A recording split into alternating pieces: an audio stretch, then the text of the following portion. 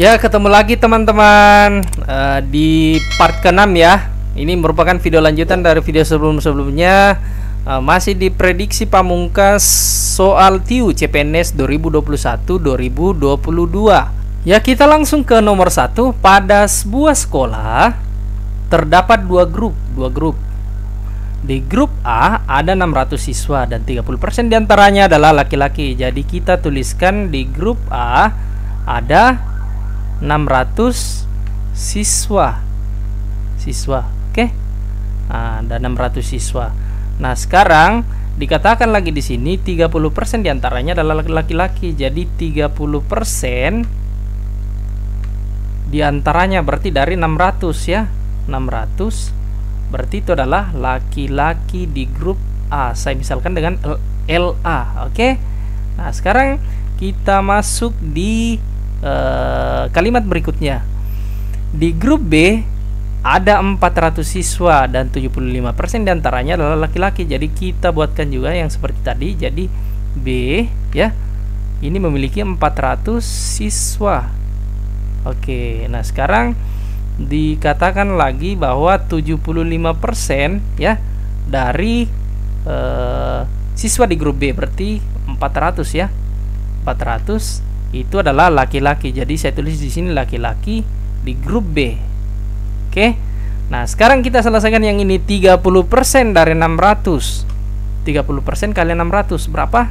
180 siswa. Jadi jumlah laki-laki di grup A adalah 180 siswa. Nah, sekarang kalau di grup B berarti 75% dikali 400. Nah, itu kalau diperkalikan 75 per 100 kali 400, itu hasilnya berapa teman-teman?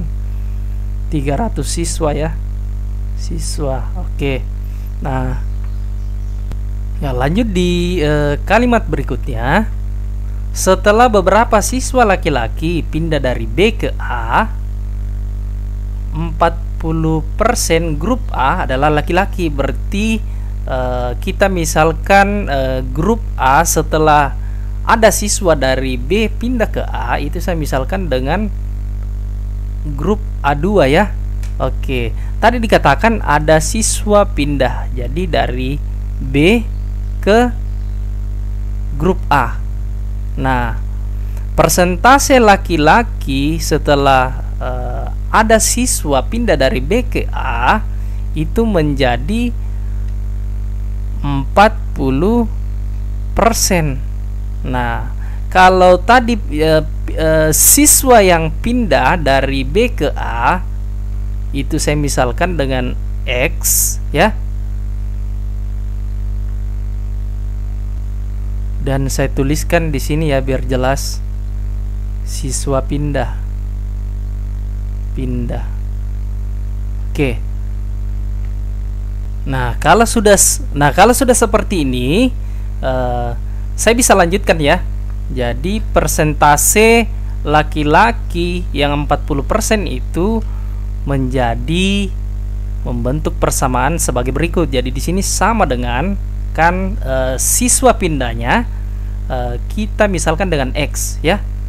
Dan ternyata itu adalah laki-laki. Jadi di sini saya jumlahkan ya. Jadi kan tadi 180 siswa di grup A yang pertama ya, sebelum ada siswa B yang pindah. Jadi di sini 180 orang atau 180 siswa. Berarti saya jumlahkan dengan X ya. Oke. Nah, sekarang saya bagi dengan total jumlah siswa di grup A2 ya. Berarti bertambah juga ya. Jadi kan tadi 600, berarti di sini adalah 600 ditambah dengan X. Oke, teman-teman. Nah, kalau bentuknya sudah seperti ini, nilai X ya, jumlah siswa laki-laki yang pindah ini sudah bisa ditentukan berdasarkan persamaan yang di sini ya. Jadi saya lanjutkan persamaan ini. Jadi di sini 40%. 40% itu sama dengan 0,4 ya. 0,4. Nah, di sini 180 tambah X dibagi dengan 600 tambah X. Nah, sekarang kita perkalikan silang ya. Jadi di sini saya batasi di sini. Set. Oke, kita lanjutkan ini ke sini. Oke, jadi 0,4 ya. Ini kali silang ya. Jadi dikali 600 ya, ditambah X sama dengan 180 ditambah X. Oke, jadi sekarang kalau ini diperkalikan 0,4 kali 600 itu sama dengan 240 ya, 240. Nah sekarang 0,4 dikali X jadi plus 0,4 X. Sekarang ini sama dengan menjadi 180 ditambah X. Nah, lanjut lagi ya. Lanjut lagi. Kita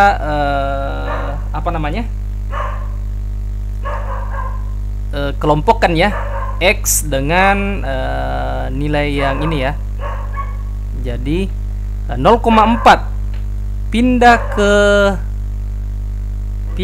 ke kiri, pindah ke kanan ya, pindah ke kanan. Jadi di sini sama dengan ya, sama dengan X ya, X yang ini, X yang ini dikurang 0,4X ya, 0,4X. Nah sekarang 240 ya, 180 pindah ke kiri itu kan jadi min, jadi kurang 180. Nah kalau ini diperkurangkan 240 kurang 180 itu sama dengan 60 ya, 60. Nah sekarang X kurang 0,4X berarti sisa 0,6X. Jadi X sama dengan berapa? 60 dibagi 0,6. 60 dibagi 0,6 sama dengan 100 ya. Oke. Sampai di sini dulu. Jadi di sini jumlah X ternyata itu sudah ditemukan adalah 100 ya. 100 siswa. Oke. Nah, sekarang tadi kita kembali ke pertanyaannya. Persentase laki-laki grup B sekarang adalah berarti persentasenya laki-laki B setelah ada siswa yang pindah ya dari B ke A2. Nah sekarang itu sama dengan berarti tadi jumlah siswa laki-laki di grup B adalah kan 300 orang ya. Nah pindah 100 orang berarti di sini dikurang 100. Oke, dibagi dengan ya, dibagi dengan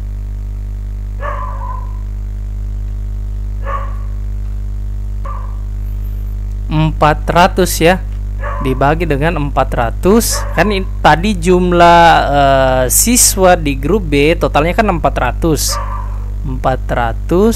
siswa tapi berkurang juga 100 ya, 100. Oke, sekarang ini dikurung kemudian dikali 100%. Oke, 100%. Jadi hasilnya sama dengan kalau 300 kurang 100 kan 200 ya, 200. Nah sekarang 400 kurang 100 itu kan 300, jadi 200 per 300.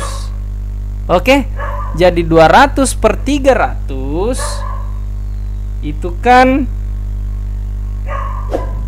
2 per 3 ya teman-teman. 2 per 3 dikali 100% itu hasilnya sama dengan 66,7%. Ya silakan teman-teman hitung ya. Oke, jadi jawabannya adalah ya, jawabannya kita sudah temukan ya, 66,7%. Jadi jawabannya adalah delta D. Ya kita lanjut di soal nomor 2. Bakteri jenis A berkembang biak menjadi 2 kali lipat ya, 2 kali lipat setiap 5 menit. Berarti ada bakteri A ya yang berkembang biak itu berarti R ya, rasionya. Oke. Rasionya 2 kali lipat per 5 menit. Nah, oke, kita baca kalimat selanjutnya.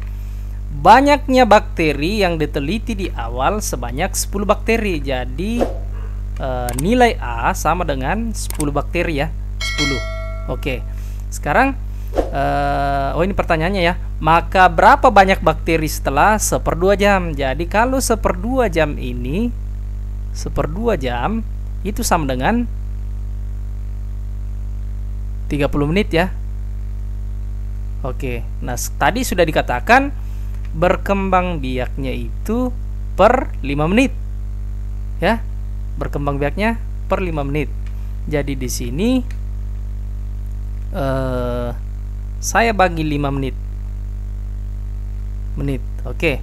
Jadi perkembangannya, banyaknya perkembangan sama dengan 30 bagi 5, kan 6 ya.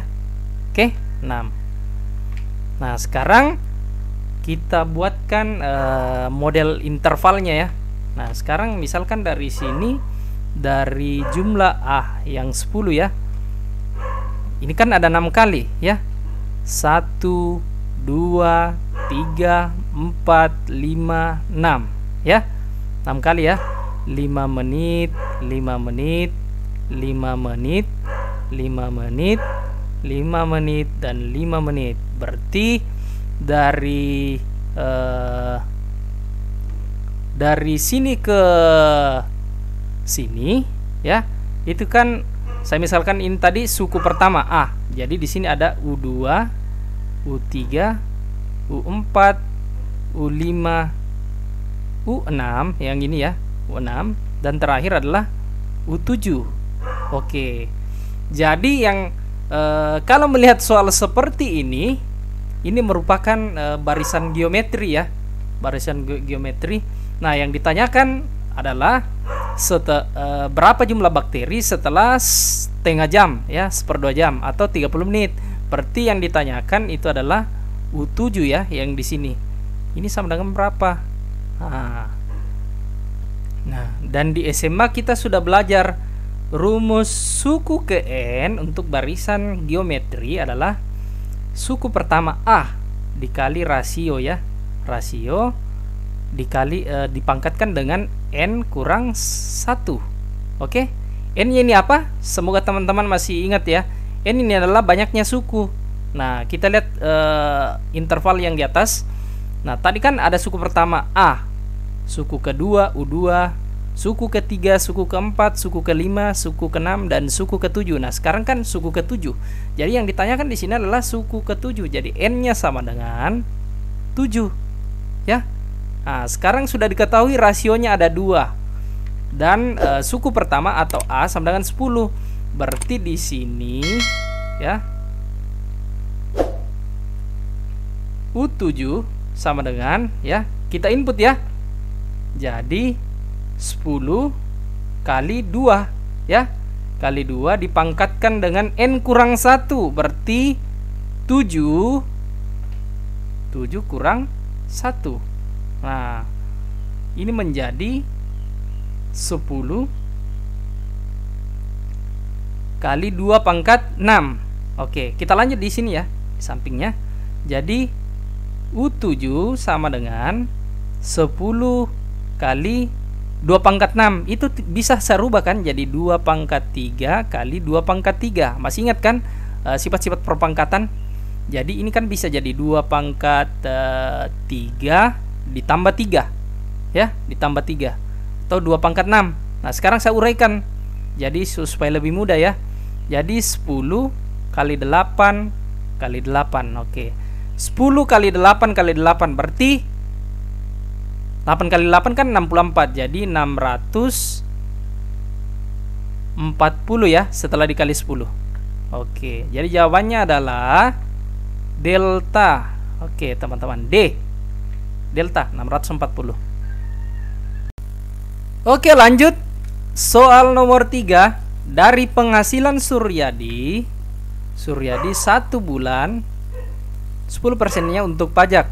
Jadi saya misalkan di sini saya tulis ya. Jadi pajak sama dengan 10%. 10% dari penghasilan, saya tulis gaji ya. Saya ganti dengan G, gaji. Nah, sekarang 2,5% untuk zakat. Jadi di sini zakat 2,5% dari gaji. Lanjut lagi, 1,5% diberikan ke panti. Jadi di sini panti ya, itu 1,5% dari gaji. Nah, sekarang lanjut lagi, 10% dan 10% untuk investasi. Jadi investasi 10% ya, 10% dari gaji. Oke, sekarang lanjut lagi. Jika sisa penghasilan Suryadi adalah 1.900.000 rupiah ya, maksudnya di sini 1.900.000 rupiah. Jadi sisanya itu sama dengan 1.900.000 rupiah. Oke. Nah, sekarang ditanyakan berapa penghasilan 1 bulan. Nah, si Suryadi ini maksudnya gajinya berapa untuk 1 bulan ya. Jadi kalau di sini ini soal aritmetika sosial ya. Jadi sisa itu selalu sama dengan gaji ya. Gaji dikurang seluruh pengeluaran ya. Pengeluarannya dari pajak sampai investasi. Jadi di sini saya jumlahkan semua ya, tambah. Oke, sekarang 1.900.000 rupiah. Nah, sekarang ini G di sini koefisiennya 1 kan. Nah, kalau saya tulis di sini 100%, kan sama saja ya, 100/100 sama saja dengan 100%, 1 ya. Jadi saya tulis ini 100% G. Oke, dikurang dalam kurung ini dijumlahkan semua berapa ya. Nah, kalau yang di dalam kurung ini semuanya dijumlahkan adalah 10%, 2,5% ditambah 1,5% ditambah 10%, itu kan sama dengan 24% dari gaji ya. Nah, oke, semakin sederhana ya. Sekarang jadi di sini 1.900.000 sama dengan 100. Ini kan variabelnya G. Jadi perkurangkan, jadi 100 kurang 24 itu 76% G. Nah, kalau seperti ini G-nya sudah bisa ditemukan ya. Ya, kita lanjut. Jadi di sini 76 ya. Jadi 76/100 dikali G. Di sini 1.900.000. Oke.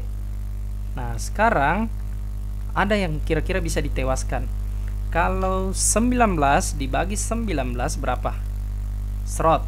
Ini 1 ya. Kalau 76 saya bagi dengan 19 itu sama dengan 4 ya. 76 dibagi 19, 4 ya. Oke. Nah, sekarang di sini sisa nolnya ya. 1 2 3 4 5 berarti berapa nih? 100.000 ya. 100.000. Oke. 100.000 dikali 100 itu sama dengan berapa? Jadi ditambah nolnya 2. Jadi 1 ditambah nolnya 2 ya. 1 2. Kemudian hitung lagi nih, 5. 1 2 3 4 5 sama dengan 4G. Oke? Sama kan? Jadi di sini adalah 10 juta ya. 10 juta sama dengan 4G. Jadi G sama dengan 10 juta dibagi 4. Jadi hasilnya sama dengan 2.500.000 rupiah teman-teman. Oke, jadi jawabannya adalah ini, Charlie, C. Oke. Sekarang nomor 4.